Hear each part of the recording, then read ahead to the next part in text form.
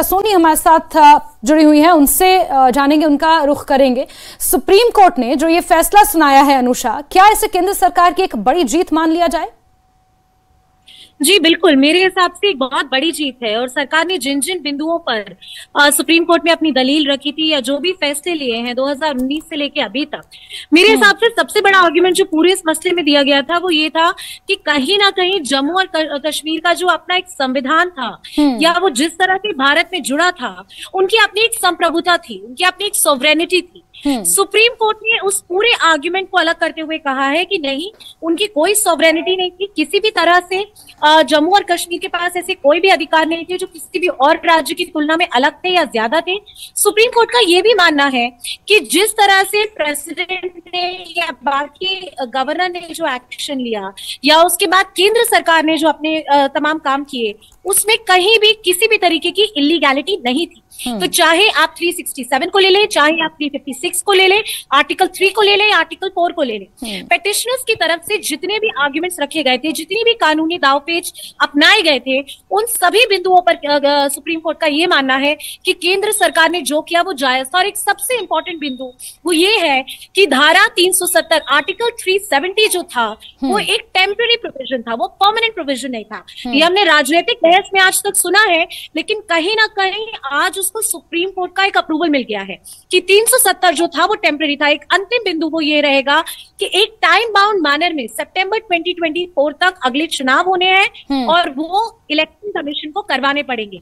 Union territory of Ladakh जो बनाया गया, वो प्रोसीजर जिस तरीके से बनाया गया वो बिल्कुल सही है। तो सरकार के फैसले पर सुप्रीम कोर्ट की मोहर लग चुकी। बिल्कुल अनुषा, और एक चीज और समझना चाहेंगे, राष्ट्रपति की जो पावर्स हैं उन्हें भी एक नए सिरे से सुप्रीम कोर्ट ने डिफाइन किया, क्योंकि सवाल उठ रहे थे राष्ट्रपति की पावर्स के ऊपर भी। और जो स्थानीय राजनीतिक पार्टियां हैं जम्मू कश्मीर की, वो ये आरोप लगा रही थी राष्ट्रपति, हालांकि लगाना नहीं चाहिए और शायद कहना भी मुझे नहीं चाहिए, लेकिन जो स्थानीय राजनीतिक पार्टियां हैं वो कई तरह के आरोप लगा रही थी उन आदेशों पर भी, उन उद्घोषणाओं पर भी।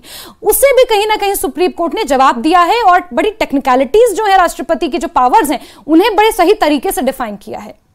आपने बिल्कुल ठीक कहा। देखिए, मैं एक बिंदु पर जाना चाहूंगी। सुप्रीम कोर्ट ने कहा कि अगर 2019 से लेके अभी तक जितनी भी चीजें हुई या प्रेसिडेंट ने जितने भी ऑर्डर्स पास किए, अगर हम एक एक ऑर्डर की आलोचना करने लगे या उसको हम स्क्रूटिनाइज करने लगे तो कहीं ना कहीं एक केओस की स्थिति बन जाएगी।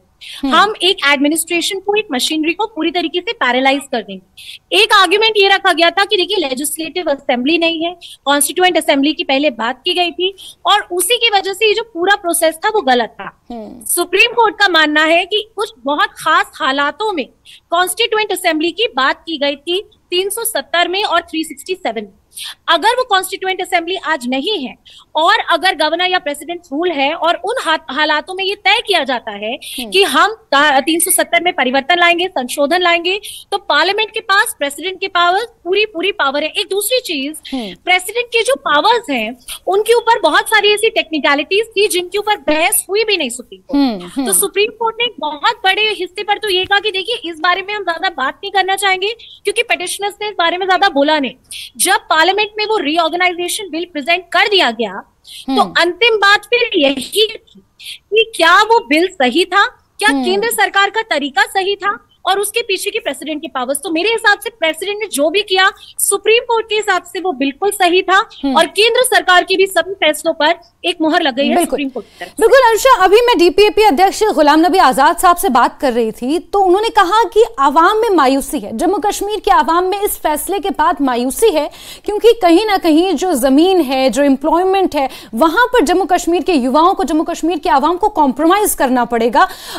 हर राज्य में तो अनुच्छेद 370 नहीं है, तो फिर क्या ये चीज, उनका ये बयान हर राज्य के लिए लागू होता है? ऐसा तो नहीं है।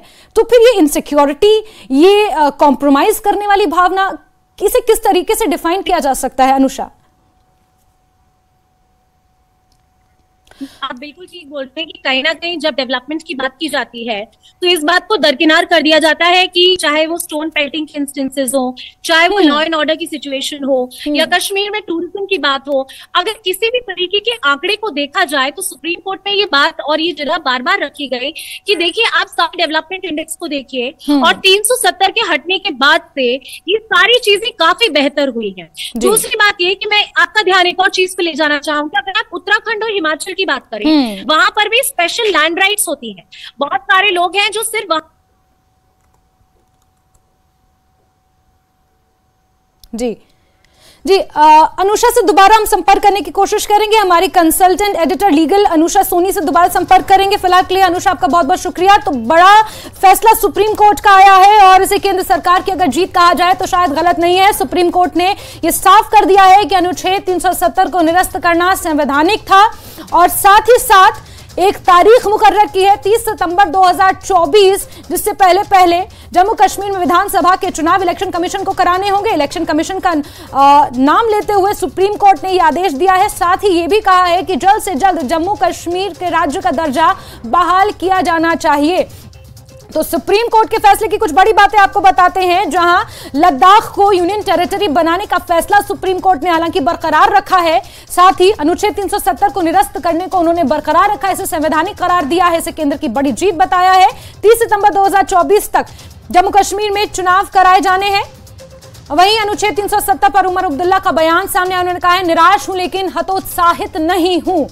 बड़ी खबर, उमर ने सोशल मीडिया हैंडल एक्स पर यह लिखा है, अपनी प्रतिक्रिया दी है अनुच्छेद 370 के फैसले पर। नेशनल कॉन्फ्रेंस उपाध्यक्ष उमर अब्दुल्ला का बयान सामने, उन्होंने लिखा है कि निराश हूं लेकिन हतोत्साहित नहीं हूं। उमर ने एक्स पर लिखा है कि संघर्ष जारी रहेगा। और बड़ी खबर आपको बता दें, सुप्रीम कोर्ट का सुप्रीम फैसला आ चुका है। यहां तक पहुंचने में बीजेपी को दशकों लग गए, हम लंबी दौड़ के लिए भी तैयार हैं, उमर अब्दुल्ला ने कहा है।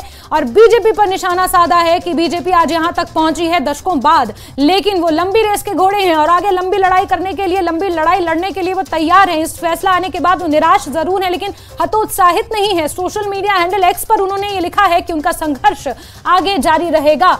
तो नेशनल कॉन्फ्रेंस उपाध्यक्ष उमर अब्दुल्ला की ये दूसरी प्रतिक्रिया सामने आई है। इससे पहले डीपीएपी अध्यक्ष गुलाम नबी आजाद साहब को आपने सुना, उन्होंने भी यही कहा कि वो इस फैसले से निराश जरूर हैं, लेकिन अच्छी बात यह है कि विधानसभा के चुनावों की तारीखों का ऐलान किया गया है। 30 सितंबर 2024 के अंदर विधानसभा के चुनाव इलेक्शन कमीशन को जम्मू कश्मीर में कराने हैं। और इसके बाद उमर अब्दुल्ला की प्रतिक्रिया सामने आई है। प्रतिक्रियाओं का सिलसिला शुरू होगा। बड़ी खबर आपको बता रहे हैं, बड़ा अपडेट।